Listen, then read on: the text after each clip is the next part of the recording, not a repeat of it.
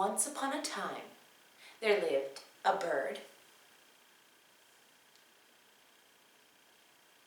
a mouse, and a sausage. And they all lived far off in the forest in a little cottage. They were very happy because they each had a responsibility to the whole. Every morning, Bird, with his long wings, would fly out over the forest and spot spare sticks and fallen branches.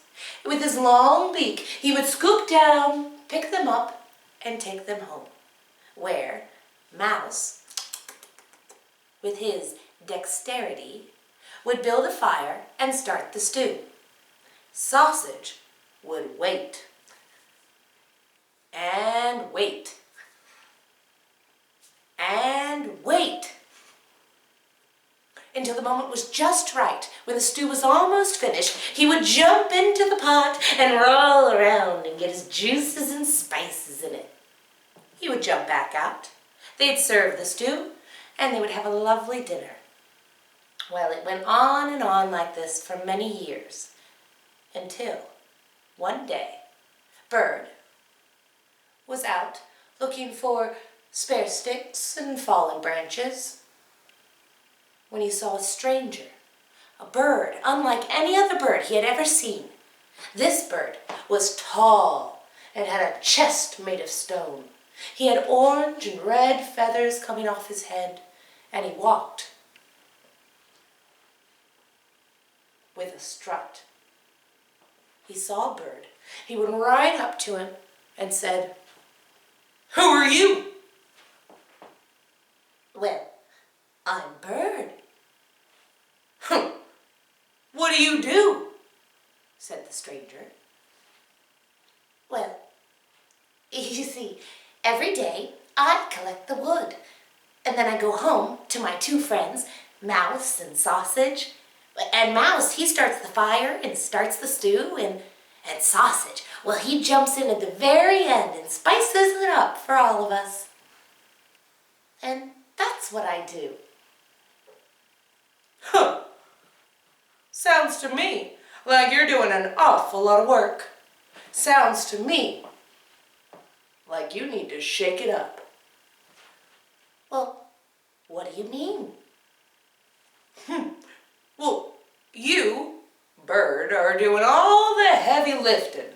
Sounds to me like you're doing all the work. Sounds to me like your friends, Mouse and Sausage, well, they just get to sit at home while you do everything. Sounds to me like you need to shake it up." And with that, the stranger flew off. Well, Bird didn't know quite what to do, but he knew he had to do his job. So he did. He collected the spare sticks and the fallen branches. He went home, where Mouse built the fire and started the stew. And Sausage, at the very last minute, when the stew was almost finished, he jumped into the pot and rolled around and got his juices and spices in it. That night, at dinner, Bird couldn't shake what the stranger had told him. "Say, friends, I've been thinking, I always collect the wood, and, well, maybe it's time that we shake it up.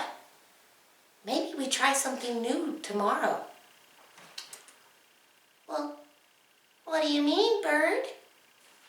"I mean, perhaps tomorrow, instead of collecting the wood, Sausage, maybe you should collect the wood, and I'll start the fire, and Mouse, well, maybe you can spice up the stew, just to see how it goes." "Well, if you think that's best."